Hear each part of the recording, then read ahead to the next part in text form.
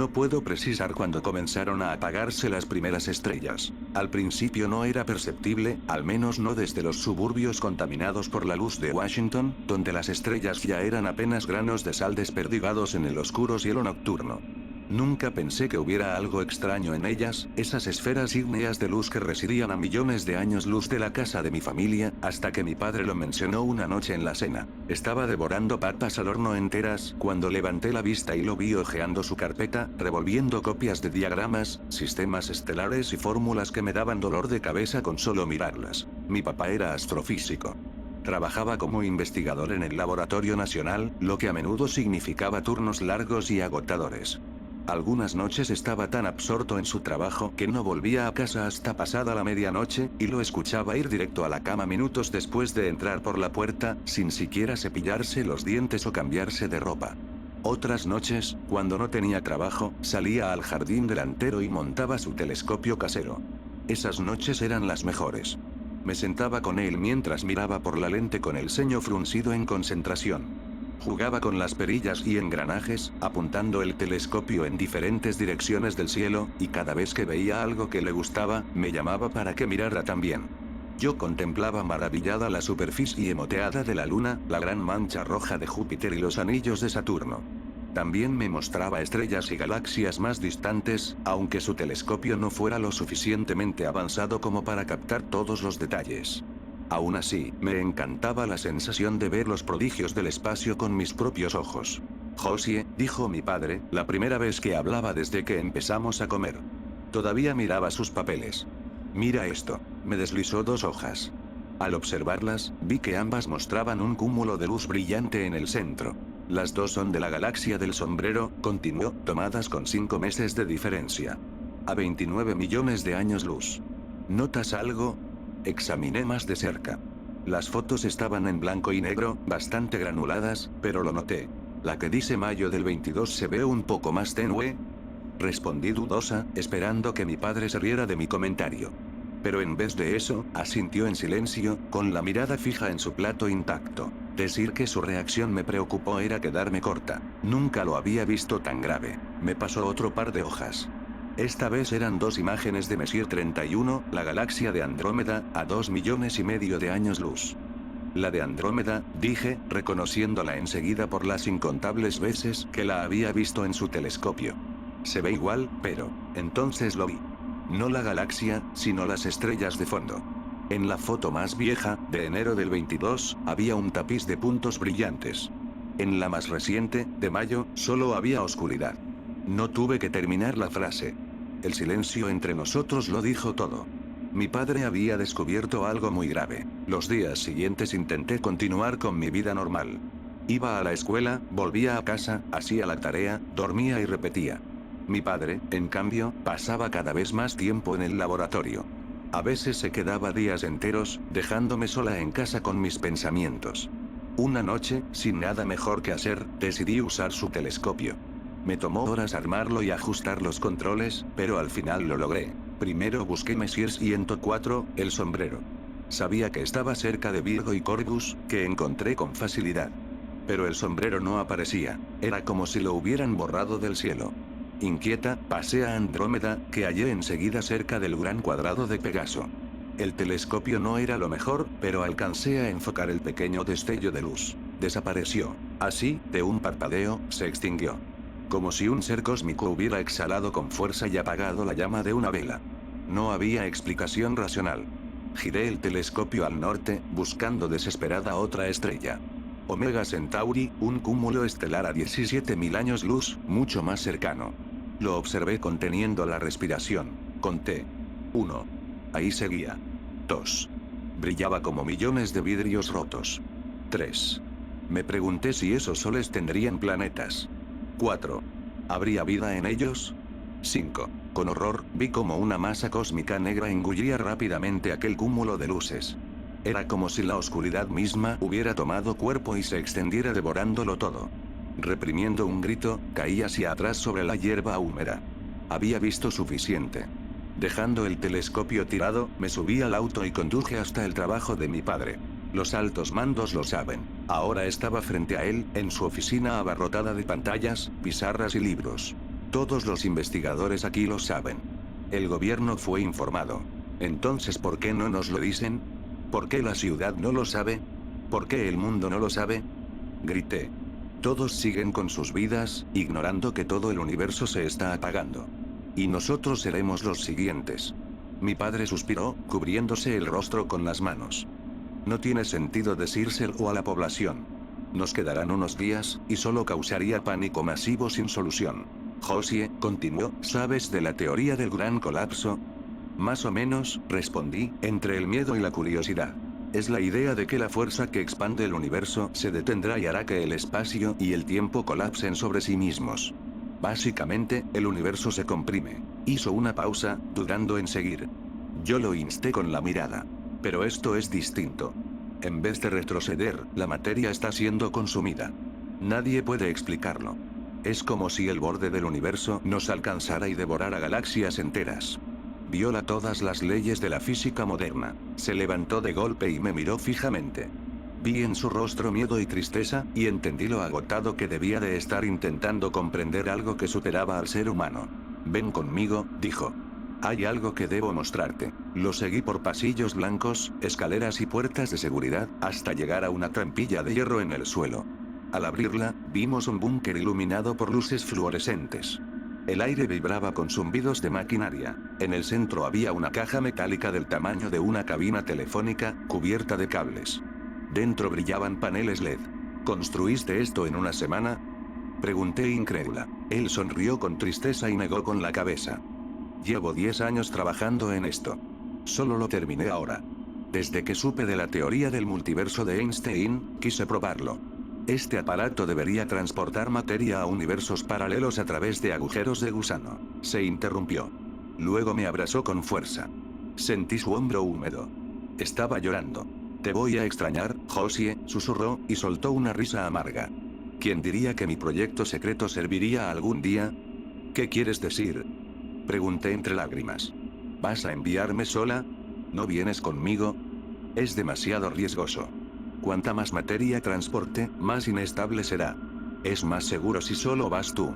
Tienes que sobrevivir. Advertir a los demás. Antes de que pudiera protestar, me metió dentro de la cabina. Te amo, Josie. No me olvides. Fueron sus últimas palabras antes de cerrar la puerta. Todo se oscureció, y sentí que caía. Cuando desperté, estaba en mi cama. Pero en el lado equivocado del cuarto. Y las paredes eran azules en vez de moradas. Me levanté sobresaltada y corrí a la ventana. Abrí las cortinas. El sol brillaba. El sol seguía allí. Unos golpes sonaron en mi puerta. Adelante, dije con cautela. Entró una mujer. La reconocí enseguida como mi madre, aunque en mi vida anterior ella nos había abandonado cuando yo tenía 5 años. Me miró, y lo supo. Tú también tuviste que irte, ¿verdad?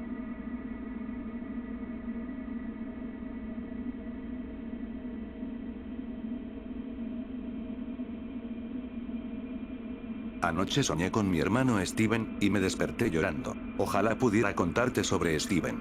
Contártelo de verdad. Sé que no puedo. Pero voy a intentarlo de todos modos. Steven estaba obsesionado con la naturaleza, la pesca con mosca y el espacio exterior. Sus animales favoritos eran las tarántulas y las ranas, pero también amaba a los perros, y tenía 3 pequeños mestizos fanfarrones. Desde que era niño, tenía unos pasos inusualmente pesados. Su andar siempre era calmado y extrañamente firme, como si caminara al compás de un ritmo lento que solo él podía oír. Steven también era inteligente. Increíblemente inteligente. Su entusiasmo por la naturaleza y la ciencia era asombroso.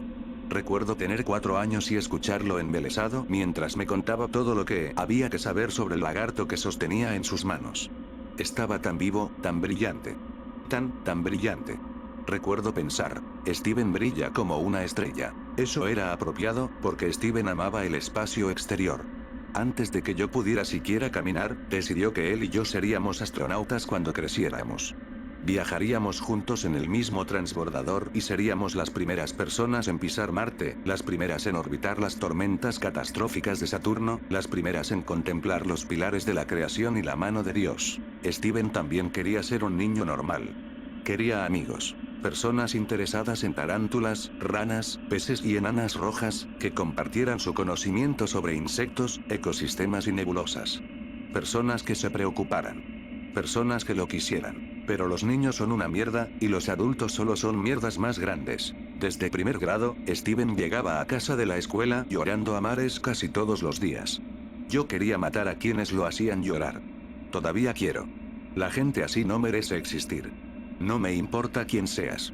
No me importa si fuiste un abusón porque tu papá te golpeaba o tu mamá no te quería. No me importa si estabas triste o sufrías, o si solo descargabas tu rabia porque no sabías cómo lidiar contigo mismo. La gente como tú no tiene derecho a herir a personas como él. El mundo estaría mejor sin ti. Si pudiera deshacerte, si pudiera hacer que nunca existieras, lo haría. Con el paso de los meses y años, Steven dejó de llorar. No porque fuera feliz, no lo era, sino porque estaba demasiado triste para llorar. Se volvió callado, plano, inescrutable. Sus libros sobre ecosistemas, galaxias y física cuántica juntaron polvo. Dejó de pasar horas afuera examinando insectos y especímenes.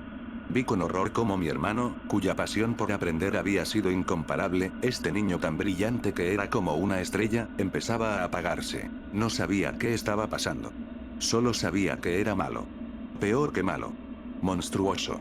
No entendía por qué mi padre no iba a la escuela a pulverizar a los que herían a Steven. No entendía por qué mis padres seguían obligándolo a ir, ni por qué pronto me obligarían a mí. Según lo que veía, la escuela era un matadero.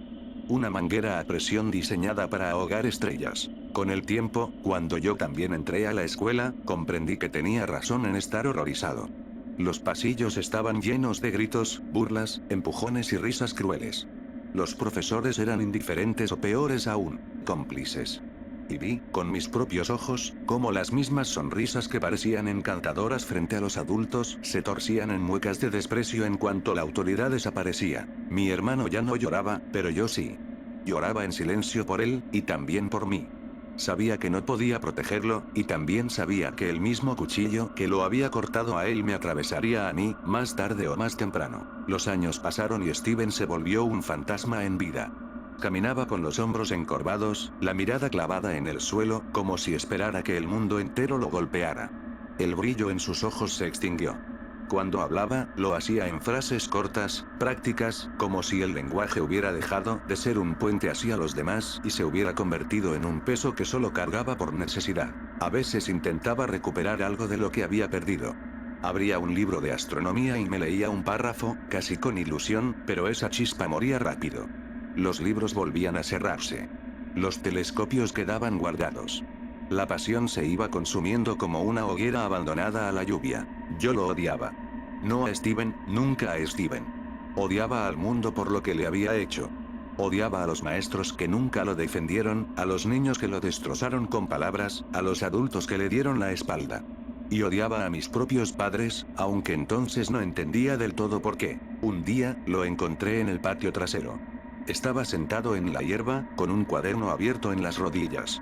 Dibujaba órbitas planetarias, líneas cuidadosas y perfectas, como si ese acto de precisión pudiera devolverle el orden a un universo que se había vuelto cruel.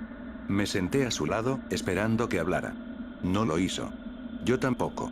Pero en ese silencio compartido supe que mi hermano aún estaba allí, enterrado bajo capas de dolor. Quise decirle que lo entendía, que yo también veía la oscuridad acercarse. Quise decirle que, pasar a lo que pasara, yo nunca lo abandonaría. Pero las palabras no salieron. Y ahora me atormenta el recuerdo de aquel momento. El instante en que pude haber hecho más, pero me quedé callado. Los años de secundaria fueron los más duros. Para entonces, Steven había dejado de intentar encajar. Caminaba como una sombra entre pasillos llenos de ruido, invisible para quienes no lo despreciaban y blanco fácil para quienes sí. Su silencio, su timidez, su inteligencia, todo lo convertía en un objetivo. Los profesores tampoco ayudaban. Algunos lo ridiculizaban por levantar la mano demasiado seguido, otros lo ignoraban por completo. Lo que más me enfurecía era ver cómo los adultos parecían encontrar una especie de alivio en aplastarlo, como si el brillo de Steven fuera un recordatorio incómodo de lo mediocres que eran. En casa, la situación tampoco mejoraba. Nuestros padres estaban demasiado ocupados con sus propios problemas. Para ellos, Steven exageraba o debía aprender a hacerse fuerte. Yo escuchaba esas palabras y me hervía la sangre. ¿Cómo podía alguien volverse fuerte cuando lo único que recibía del mundo eran golpes y burlas? Recuerdo una tarde en que Steven me mostró un dibujo.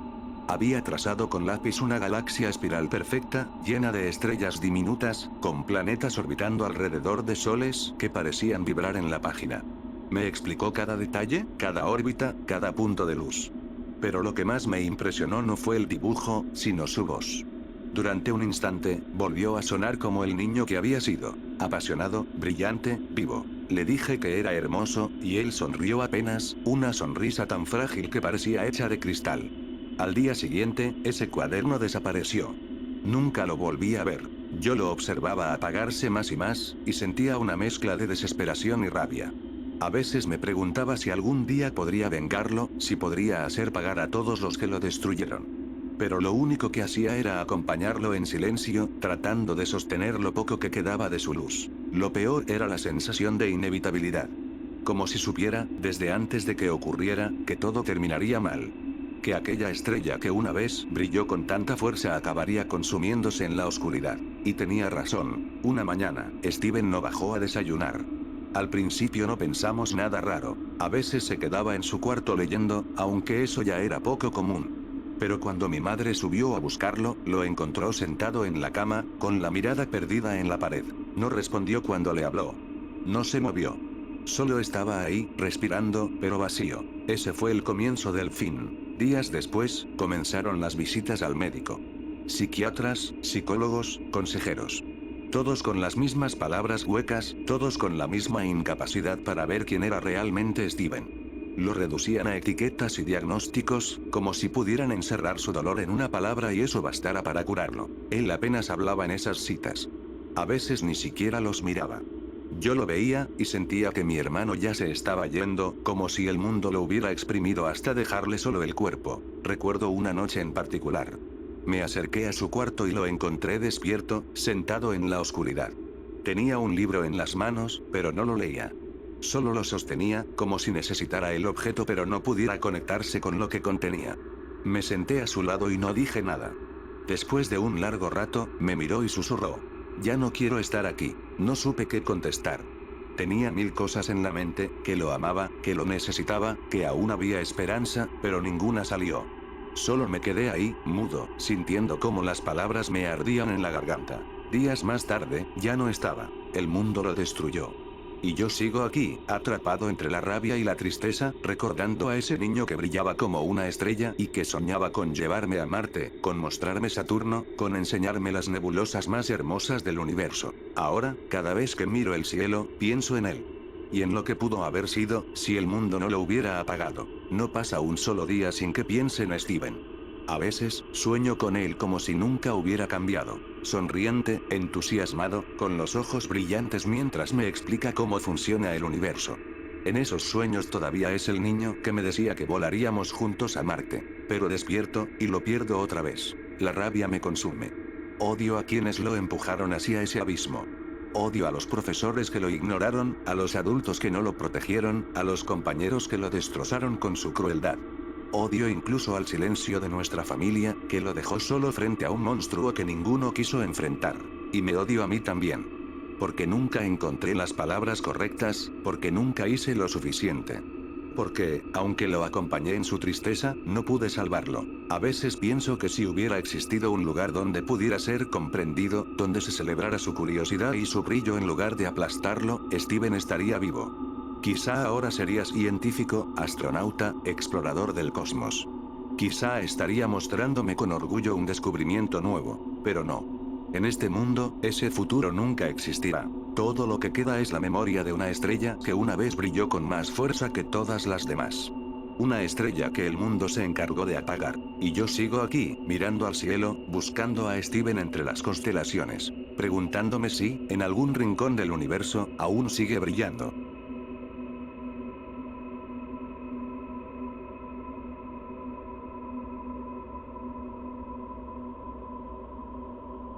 Siempre había sido atea. Mis estrictos padres luteranos me asignaron la Biblia como proyecto de lectura de verano cuando tenía 10 años. Desafortunadamente para ellos, yo era una niña lista, y rápidamente me aparté de la religión al descubrir la hipocresía dentro del libro sagrado. Las niñas listas, especialmente las morenas, no tenían mucho que esperar a mediados del siglo XX. Leí cada libro de la sección de color en la biblioteca local media docena de veces. Cuando eso no bastó para saciar mi sed de conocimiento, soborné a una niña blanca amigable con dulces y saqué libros a su nombre. Puedes imaginar mi alivio cuando desperté de mi coma y las leyes de Jim Crow habían terminado. El accidente, por fortuna, fue rápido. Un relámpago. No recuerdo sentir dolor. Recuerdo haberme detenido en la calle para sacar una piedrecilla del zapato. Recuerdo mirar hacia arriba y ver los faros. Un relámpago. Luego, negro. Cuando mis párpados se agitaron al abrirse, momentos o años después, el cielo sobre mí era de un malva polvoriento, como si se hubieran esparcido pétalos de rosa en un baño de leche. Una luz suave se filtraba entre las hojas del árbol sobre mí, pero de ningún sol visible. El aire estaba quieto, tenso, silencioso. Inspiré una enorme y temblorosa bocanada de aire. Mis pulmones ardían, gritándome que dejara de respirar ese aire pervertido. Me atraganté durante minutos agonizantes, arañando mi garganta, la hierba mullida bajo mí. Manchas oscuras nadaban en los bordes de mi visión. Unas manos fuertes me alzaron. Demasiado débil para luchar, intenté gritar, pero me cubrieron la boca y la nariz. Mis manos volaron hacia mi rostro, arañando los dedos de mi captora. Contén tu aliento, hermana. Este aire envenenado no es para que lo inhales. Su voz era calmante y rítmica, como campanas de viento de madera cantando en la brisa. Sin muchas opciones, y dándome cuenta de que debía estar soñando en la cama del hospital, obedecí. Relajé el diafragma, y mis manos cayeron inertes a mis costados. A medida que el aire abandonaba mi cuerpo, también lo hacía el dolor punzante. Muy bien, dijo mi salvadora. Ahora te soltaré. Debo pedirte que no corras, pues hay criaturas mucho más terribles que yo en este jardín. Tal como prometió, aflojó su agarre en mi rostro. ¿Puedes ponerte de pie? Déjame ayudarte. Me guió suavemente y me colocó frente a ella. Medía casi 1,80 m, con cabellos cobrizos que caían en ondas elegantes hasta la parte baja de la espalda. Su rostro rosado era suave y redondo, salvo por sus penetrantes ojos castaños y cejas angulosas. Un simple vestido blanco de algodón abrazaba su figura curvilínea. Enroscada en cada bíceps había una serpiente verde esmeralda, que se deslizaba por sus brazos sin mostrar malicia alguna hacia su compañera humana. Me froté los ojos. Me pellizqué el antebrazo. No estaba soñando. Eso era seguro. Pero tampoco era la realidad, no tal como la conocía. Abrí la boca para hablar, pero el aire tóxico me quemó la lengua. La mujer me sonrió con tristeza. Me temo que nada puedo hacer por ti en cuanto al habla, hermana. Solo quienes vivimos en el jardín podemos tolerar este aire, y créeme cuando te digo que no querrías residir aquí, explicó. ¿Dónde estoy? Pensé, mirando a ambos lados. A mi izquierda corría un río murmurante de aguas índigo. Más allá se extendía un jardín exquisito, repleto de flores y arbustos de toda clase. Aunque hermoso, las hojas y pétalos estaban apagados, no eran más que susurros de los colores que alguna vez fueron. A mi derecha estaba el árbol bajo el cual había despertado. Extendí la mano para tocar la corteza. Estaba cálida, como si palpitara con venas semejantes a las mías. Apoyé la palma en su tronco, disfrutando del calor. El árbol del conocimiento del bien y del mal, dijo la mujer, respondiendo la pregunta atrapada en mi garganta. Un regalo destinado a todos, pero oculto al mundo. Sonrió con melancolía, alzando la vista a las manzanas rojas y maduras que colgaban de las ramas. Te ofrecería el fruto, pero si no lo hubieras probado ya, no habrías despertado bajo su copa, ¿cierto? Árbol del conocimiento. Mire la flora polvorienta, el cielo rosado. Si aquel era el árbol del conocimiento, entonces esto debía de ser el jardín del Edén, aunque no era el paraíso terrenal descrito en ningún texto que hubiera leído. ¿Qué ocurrió aquí? Ven, hermana. No tenemos mucho tiempo. Si tu alma permanece separada de tu cuerpo demasiado, temo que la conexión se rompa para siempre, dijo, extendiéndome la mano. Vacilé. Puede que no creyera en la Biblia, pero algo era común en toda la literatura: no confiar en las serpientes. Como si leyera mis pensamientos, volvió a ofrecerme la mano. Confía en mí. ¿Qué otra opción tienes? Con eso, deslicé mi sudorosa mano en la suya. Ella me sonrió. Eres sabia, hermana. Gracias por tu confianza. Ahora vayamos. Debemos llegar al árbol de la vida, antes de que sea demasiado tarde. Fui yo quien plantó los árboles, comenzó la mujer serpiente. Sus pies descalzos danzaban con gracia sobre las lisas piedras del río. Ten cuidado con los peces, muerden, advirtió por encima del hombro. Yo miré con atención mis dedos mientras cruzaba el agua. Mi esposo era frío y cruel, y este jardín fue mi escape. Y un escape lo era. Mariposas revoloteaban perezosamente mientras cruzábamos el jardín. La hierba húmeda era cómoda entre mis dedos. Traté de imaginar cómo habrían lucido las rosas antes de que sus pétalos perdieran el color. El árbol del conocimiento fue el primero. A la luz de las estrellas regaba el brote con mis lágrimas. Le cantaba mis secretos. Cómo amaba y odiaba, cómo adoraba y temía a mi esposo. De mis urros de gozo y dolor creció el magnífico árbol, y de sus ramas, el fruto. De pronto, la mujer serpiente se detuvo en seco. Se agachó y me hizo señas para que hiciera lo mismo. Permanece inmóvil, hermana. Puede que haya percibido tu presencia. Sacó un cuchillo dentado de la correa en su muslo. Pasaron minutos. No pude soportar el silencio. ¿Quién? Susurré, con un ardor en la garganta. Mi compañera giró y siseó con un sonido muy serpentino, luego reanudó su postura, con ojos de cazadora que escudriñaban los alrededores. La respuesta llegó con el viento, el primero desde mi llegada. Traía murmullos en lengua extraña, pegando mis pies a la tierra y sembrando terror en mi corazón. Observé con horror cómo el azul de las violetas era arrastrado, como un mosquito succionando a su víctima. Finalmente, cuando el viento pasó, la mujer serpiente respondió: ese, hermana mía, es Dios. Cuando el árbol del conocimiento dio su primer fruto, lo comí con gratitud y supe. Vi la maldad en mi esposo, y en mí misma. Avanzábamos con paso rápido ahora, acompañadas de serpientes delgadas que se unían en la hierba. El hombre no es, como Dios pretendía, perfecto. Ni de lejos. En nuestros corazones habita tanto una gran luz como una oscuridad terrible. Se rió. El pecado no es más que un ardid diseñado para culpar al hombre del error de Dios. Otro río. Saltamos de piedra en piedra con prisa hacia el destino. Nos esculpió del barro, nos sostuvo en sus manos cósmicas, y nos insufló el aliento de la vida. Y al hacerlo cometió un error fatal. Nos creó a su imagen. Dios, aunque te haga creer lo contrario, no es el único de su clase. No, es el mayor de 7 hermanos, y el más arrogante. Los otros 6 crearon reinos pacíficos para observarlos y disfrutarlos por toda la eternidad. De nuevo vino el susurro de la brisa, más débil pero igual de malévola. Dios, en cambio, deseó gobernar un reino. Así, llenó este jardín de criaturas de todo tipo. Como ninguna se inclinaba ante él, creó al hombre. Se jactó ante nosotros, proclamándose nuestro creador divino.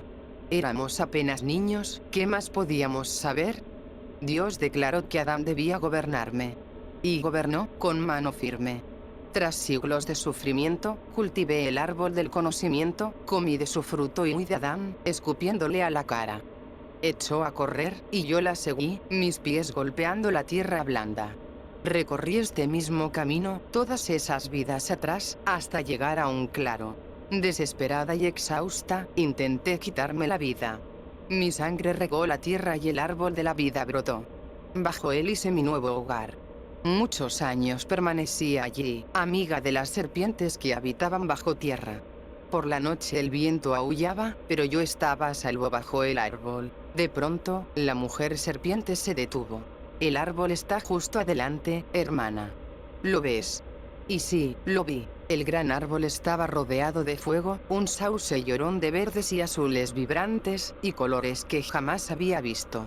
«Siervos de Dios», dijo, refiriéndose a los querubines con espadas llameantes. «Debemos andar con cuidado.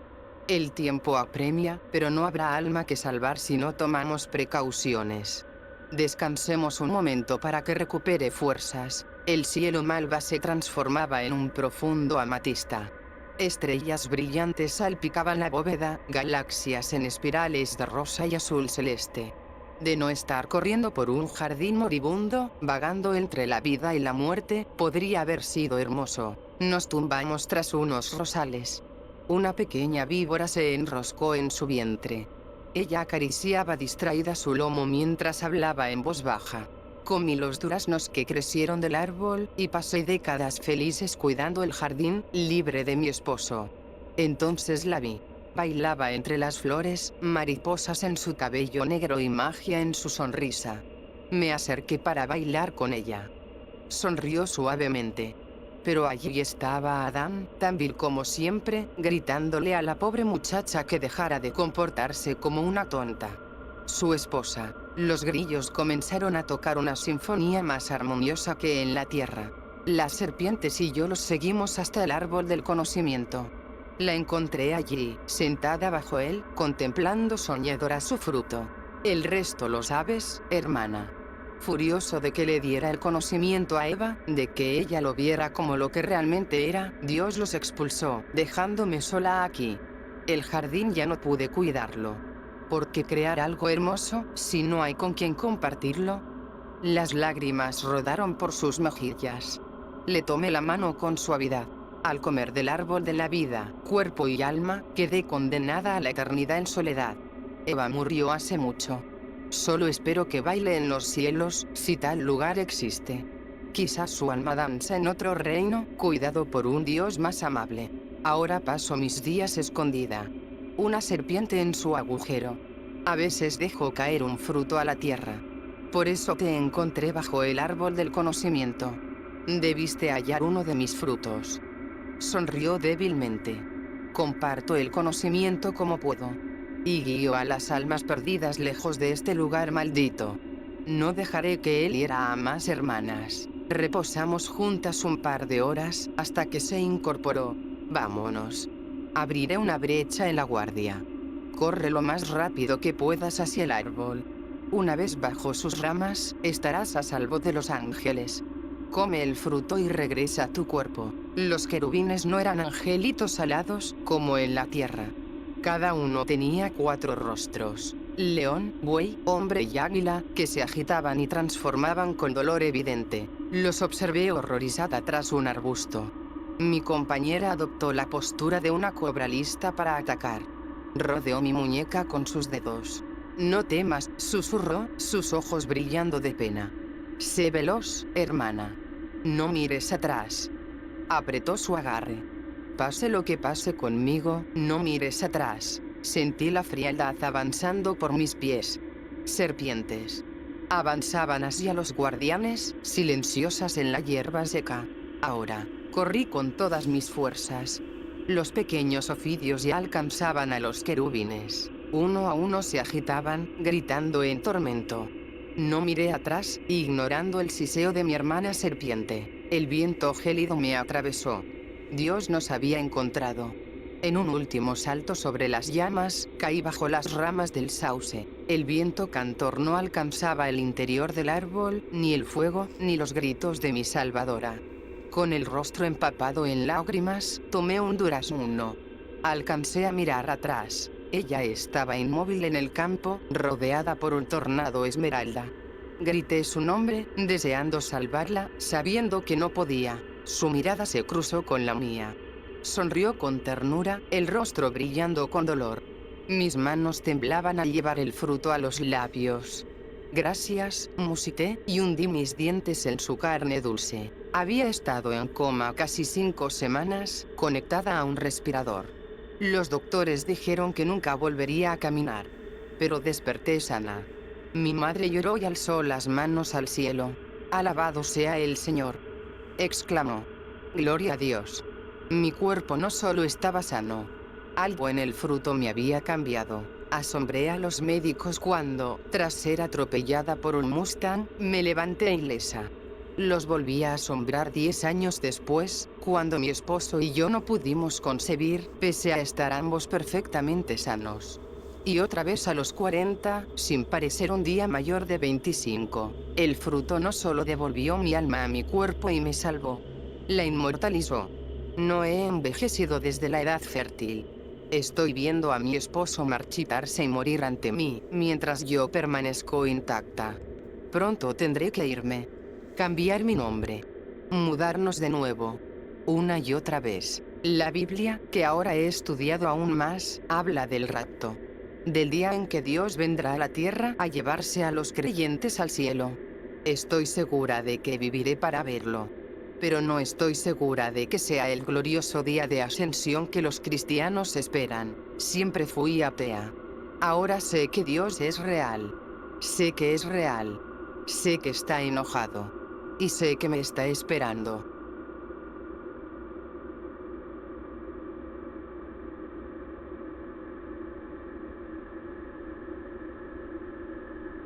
El grito.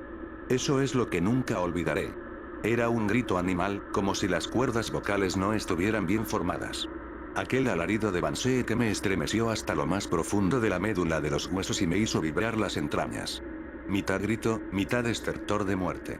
Ese grito es algo que jamás podré borrar de mi memoria. Desde el accidente, como lo llama mi doctor, duermo en sesiones breves y vacías. Sin sueños, sin un susurro de fantasía que me libere. Ni siquiera pesadillas. Todas se han drenado de mi subconsciente. Ese depósito se secó hace mucho. El temblor constante hace casi imposible escribir. Mi psiquiatra lo llamó el peor caso de TED que había visto en su vida. Pero no sientas lástima por mí. Siente lástima por la madre que reside en un hospital psiquiátrico, riendo sin cesar como si todo fuera una broma cósmica cruel. Siente lástima por el padre que se arrojó de un balcón hacia su muerte con un sonoro golpe, al día siguiente de internarla. Siente lástima por Oliver, el niño al que le pasó. El niño al que mi hijo Samuel convirtió en al revés. Era el 7º cumpleaños de Samuel. Los juguetes eran abiertos con dedos ansiosos y emocionados mientras sonaba música alegre. El sol brillaba y los pájaros cantaban. No recuerdo un día más agradable en cuanto al clima. Los niños estaban gritando y comenzaban a ponerse algo bruscos. Uno de ellos se burlaba de Sam por seguir jugando con peluches. Sonaba cruel y molesto. Fue lo último que escuché antes de aquel silencio espantoso. Entré en la casa solo unos minutos para responder un correo de trabajo cuando el bullicio de los niños discutiendo se detuvo de golpe. De pronto, era demasiado silencio. Apenas comenzaba a darme cuenta de eso cuando escuché la voz de Samuel. Miré de la bandeja de entrada en la pantalla hacia la puerta, y allí estaban sus grandes ojos marrones mirándome. Su rostro pecoso se asomaba tímidamente desde el marco pintado. Puse a alguien al revés, dijo en un susurro tímido, casi avergonzado, mientras me observaba, esperando mi reacción airada. Para mí era un acertijo infantil, algo inocente y juguetón. Un juego, muy probablemente. Pero entonces lo oí. Oí ese grito desgarrador, como cuchillas atravesando mis tímpanos. Venía de afuera. Era gutural. Animal. Parecía flotar en el aire como una sirena profana. Salí corriendo por la puerta trasera hacia el césped, preguntándome qué podía ser la fuente de aquel lamento espantoso. Y entonces vi lo que significaba al revés. Había una forma abstracta de pie en el césped. Medía la mitad de un hombre, sostenida en 2 piernas destrozadas de hueso torcido y carne expuesta. Tiritaba como si tuviera frío por haberse arrancado la piel, pero la piel no faltaba. Estaba al revés, estirada sobre aquella escultura brillante de horror venoso que chorreaba fluidos como una chuleta de cerdo chisporroteando. Cuentas amarillas de grasa resbalaban sobre los hilos desgarrados del músculo visible, que se contraía y espasmaba en un dolor imposible de comprender. Lo que debía ser la cabeza era lo peor. Tenía un agujero en el centro, del cual se deslizaba una cuerda fofa de cerebro, pasando entre astillas de dientes reventados, que se desplegaban hacia afuera en franjas blancas como caramelo estirado. Los intestinos invertidos se escurrían sobre el hueso pélvico lubricado, blanco y pulcro, como si ignorara que debía estar cubierto de carne. Vísceras goteaban con un chapoteo ruidoso sobre el asfalto soleado. Entonces lo escuché, entre los gritos sacudidos de los otros niños y padres, que recién entonces procesaban lo que estaban viendo. Susurraba, confundido, estremeciéndose y contrayéndose al principio, por el dolor que crecía lentamente. Era una voz débil, confundida, herida y asustada. ¿Qué me está pasando? Gimió entre sílabas babeantes. Los nervios de aquella abominación debieron finalmente comenzar a procesar lo que sentían, porque después de eso, lo único que pudo hacer fue gritar.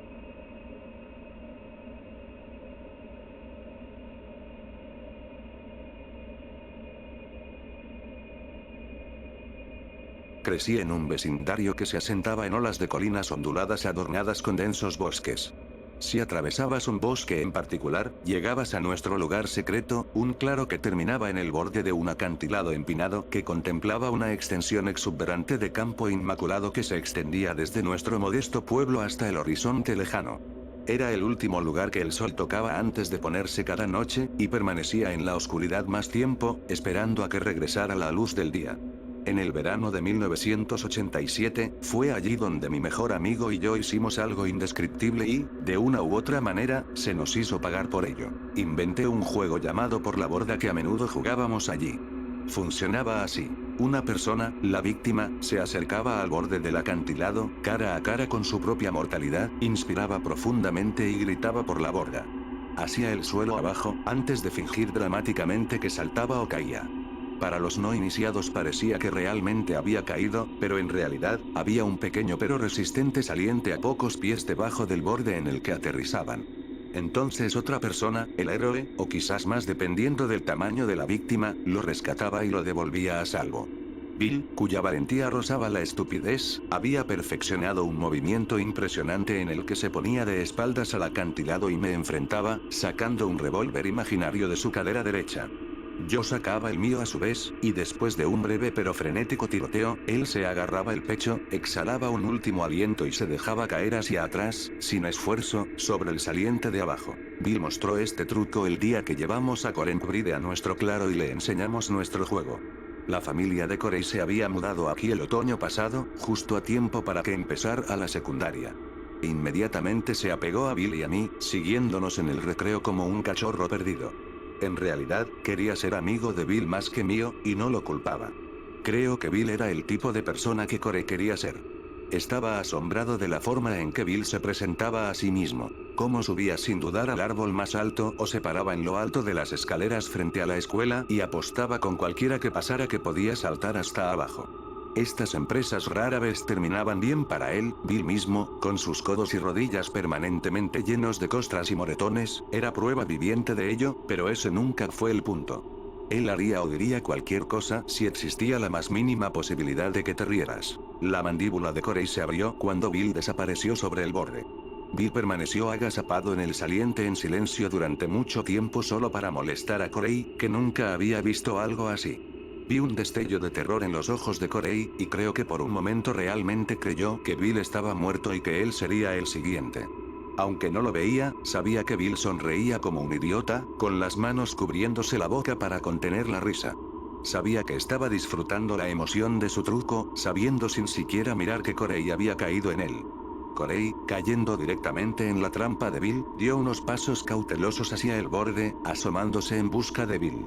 Tan pronto como estuvo lo suficientemente cerca, los dedos de Bill aparecieron sobre la superficie, agarrando el tobillo de Corey. Sobresaltado, Corey soltó un chillido agudo y retrocedió de un salto. Cuando terminé de reírme, fui a recuperar a Bill. Tuve una realización perturbadora mientras lo subía. Podía soltarlo.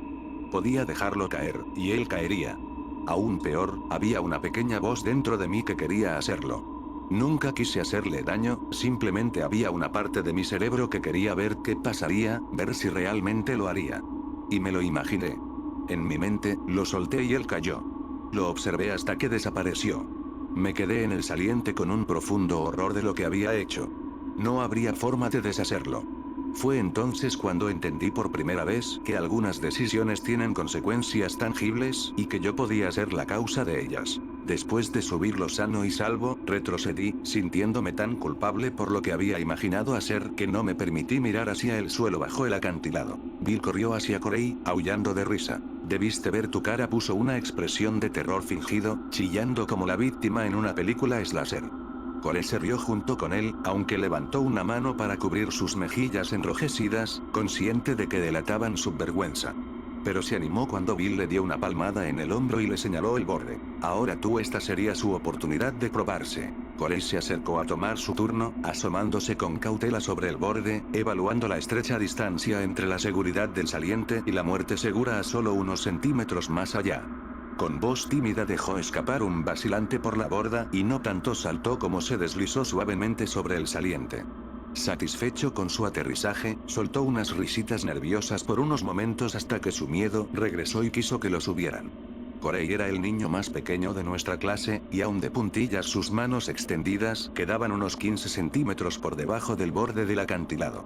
Estaba completamente dependiente de nosotros para sobrevivir. Al percibir esto, Bill y yo asomamos las cabezas por el borde y le dijimos que no lo subiríamos. Reímos y nos cruzamos miradas como hacen los niños cuando empiezan a experimentar con pequeños actos de crueldad.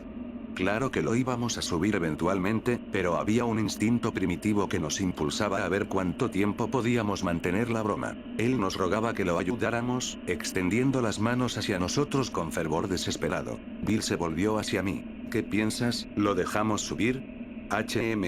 Esa es difícil. Me rasqué la cabeza y fruncí el ceño, fingiendo estar en profunda reflexión. Creo que no. Desde su posición en el saliente, los ojos de Corey se agrandaron. No creo que supiera si bromeaba o no. Eso me emocionó. Eso es cruel. Bill me guiñó un ojo y meneó la cabeza teatralmente. Charlie Price, eres de sangre fría. Luego miró a Corey y de nuevo a mí. Yo, en cambio, en mi infinita misericordia, digo que deberíamos darle una oportunidad. ¿Qué dices? ¿Le damos una oportunidad? Seguí su juego. Tal vez. Bill extendió un brazo hacia Corey, y cuando este intentó agarrarlo, lo alzó fuera de su alcance. Eso está demasiado alto, gimió Corey. El miedo que había notado antes había vuelto a sus ojos, pero esta vez iba más profundo. Llegaba hasta su núcleo. Quizás por primera vez en su vida, Corey Bride estaba realmente asustado. No alcanzo. Tienes que saltar, lo molestó Bill, balanceando sus dedos, la única cuerda de salvación de Corey, sobre el borde. Los ojos de Corey seguían cada movimiento de esa mano, calculando sus posibilidades de sobrevivir. Corey se colocó bajo la mano de Bill y saltó hacia arriba. Justo cuando sus dedos estaban a punto de cerrar sobre los de Bill, este los retiró.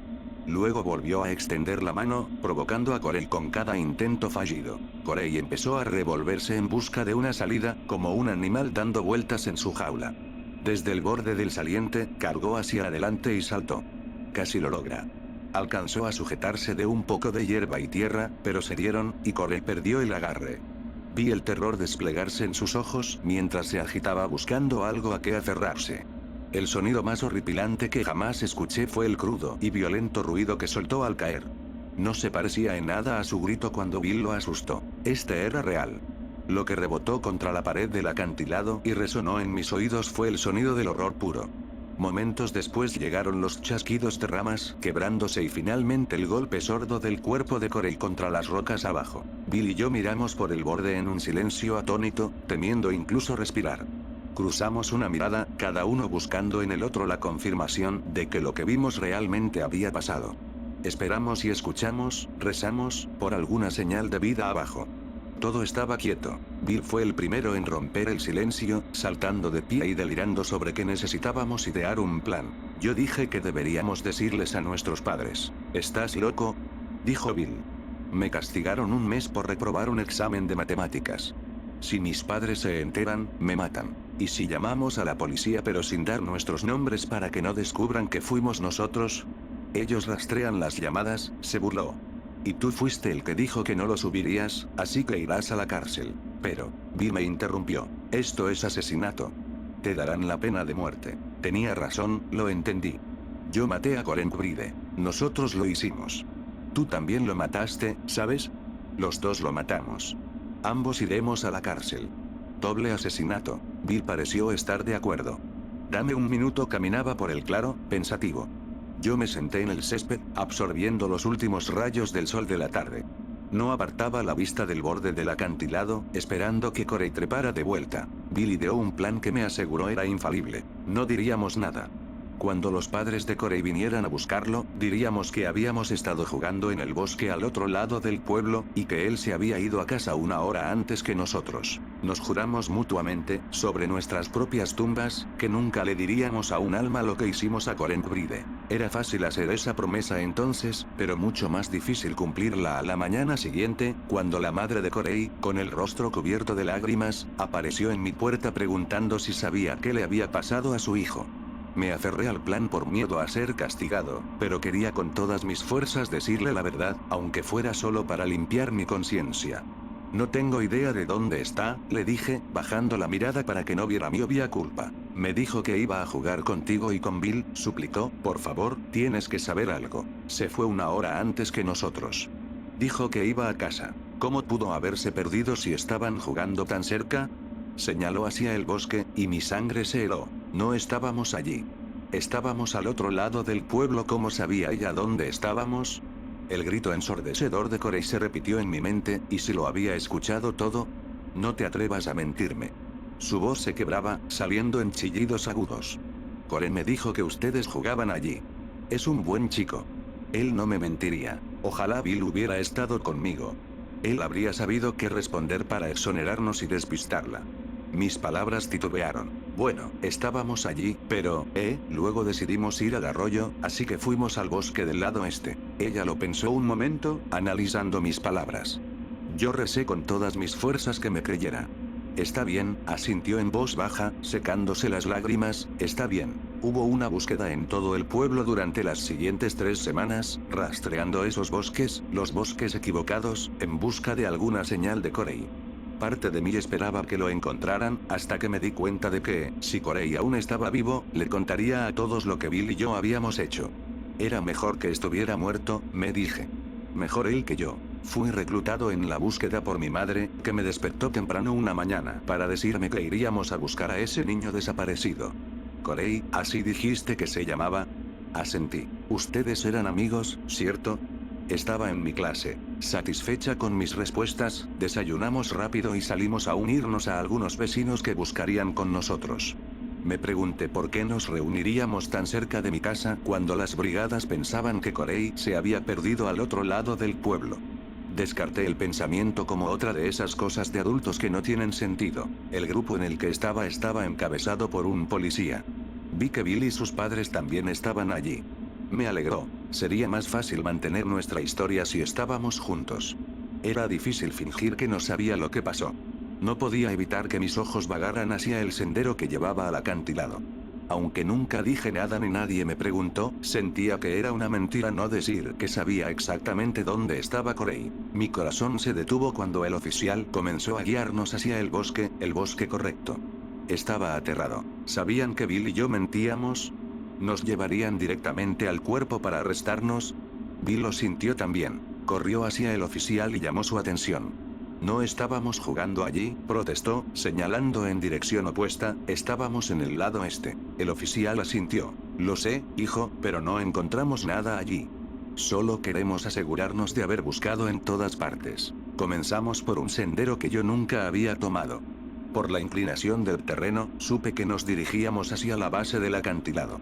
No era el calor lo que me hacía sudar a medida que nos acercábamos más y más al fondo. Todos buscaban lentamente cuando el suelo se niveló. El bosque no era tan denso aquí, pero aún había muchos lugares donde un niño como Corey podría caber. Hice mi parte, levantando troncos, mirando detrás de los árboles y llamando su nombre intermitentemente como todos los demás. Mis peores temores estaban a punto de cumplirse cuando el grupo comenzó a acercarse al acantilado. Busqué a Bill, esperando que supiera qué hacer, pero había desaparecido. Miré a mi alrededor, pero no estaba por ninguna parte. Estaba solo esta vez. Tal vez podía tropezar para ganar tiempo. Podía fingir un esguince de tobillo y quizás suspenderían la búsqueda por ese día. Mientras buscaba la roca perfecta para tropezar, la voz de Bill atravesó los árboles. «Aquí», gritó. Aún no lo veía, pero su voz provenía de lo suficientemente lejos detrás de nosotros como para mantenerlos alejados del acantilado un rato. El policía empezó a seguir el sonido de su voz, y el grupo lo siguió. Los crujidos de ramas se hicieron más fuertes, y entonces vi a Bill corriendo entre los árboles, cargando algo en las manos. Jadeando, se inclinó, apoyando las manos en las rodillas para recuperar el aliento. Inmediatamente noté que algo estaba distinto. Su camisa a cuadros ahora estaba abotonada. Entonces vi lo que llevaba.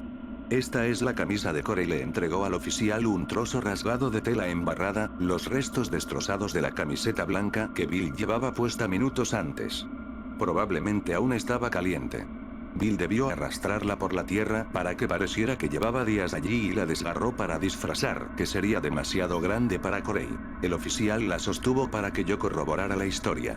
Bill me lanzó una mirada que me advirtió que debía seguirle el juego. La examiné un momento. Sí, eso es lo que llevaba puesto. Suspiré aliviado cuando el oficial le pidió a Bill que le mostrara dónde había encontrado la camisa. Bill guió al grupo lejos del acantilado. Me impresionó su rapidez mental y me alegré de no tener que depender de mi plan. No sé cómo se le ocurrían estas ideas.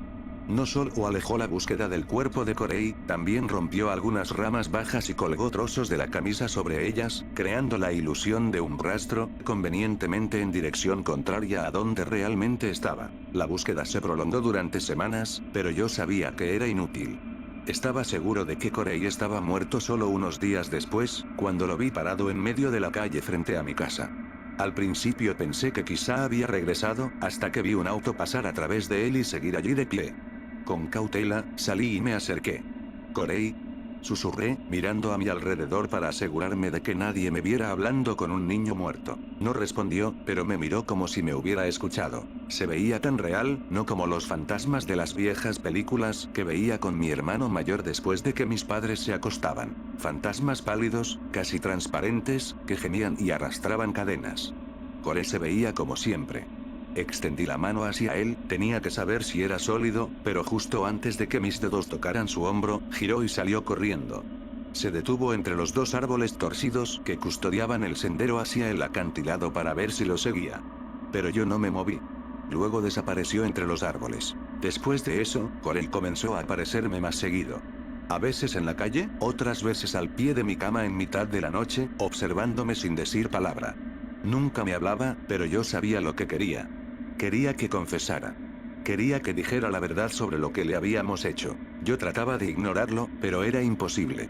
Lo veía en todas partes. En los reflejos de las ventanas, entre los arbustos del jardín, en el pasillo de la escuela.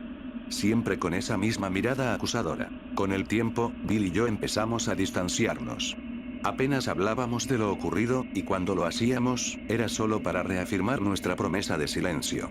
Nadie puede saberlo, repetía él una y otra vez, como si tratara de convencerse a sí mismo. Una noche, después de varias semanas sin dormir bien, lo encontré en el claro, sentado al borde del acantilado. Tenía los ojos hundidos y ojeras profundas. «Lo veo también», me confesó en voz baja. «A Corey. Me sigue. No me deja en paz». No supe qué responderle. Yo estaba igual. Al día siguiente, Bill no apareció en la escuela. Supe más tarde que lo habían encontrado en su habitación, colgado del techo. Sus padres dijeron que era un accidente, que se había enredado jugando con una cuerda. Pero yo lo sabía. Corey lo había alcanzado primero. Los años pasaron, pero yo nunca pude escapar de esa culpa. Corey siguió viniendo, aunque con menos frecuencia. Como si esperara pacientemente el momento adecuado para mí. Intenté seguir adelante con mi vida, casarme, tener hijos. Pero cada vez que veía a un niño pequeño, recordaba su rostro aterrorizado al caer. Y lo escuchaba gritar de nuevo. Ese grito nunca me abandonó. Finalmente, un día, regresé al acantilado. El mismo claro, los mismos árboles torcidos que custodiaban el sendero. Todo parecía más pequeño, más marchito, pero el peso en mi pecho era igual de fuerte. Caminé hasta el borde y miré hacia abajo por primera vez desde aquel verano. Lo vi. O más bien, vi lo que quedaba de él. Los huesos blanqueados yacían enredados entre rocas y raíces, escondidos en una grieta profunda. Mi estómago se revolvió al darme cuenta de que nunca había muerto al instante. Había sobrevivido a la caída, arrastrándose en ese hueco invisible para buscar refugio. La tierra alrededor estaba marcada con 5 surcos profundos, como arañazos desesperados. Corey había sobrevivido 5 días allí, solo, antes de morir abandonado. Me arrodillé, incapaz de contener las lágrimas. Y entonces lo escuché, su voz débil, apenas un susurro. «Ahora entiendes lo que me hiciste». Y lo entendí. Y lloré.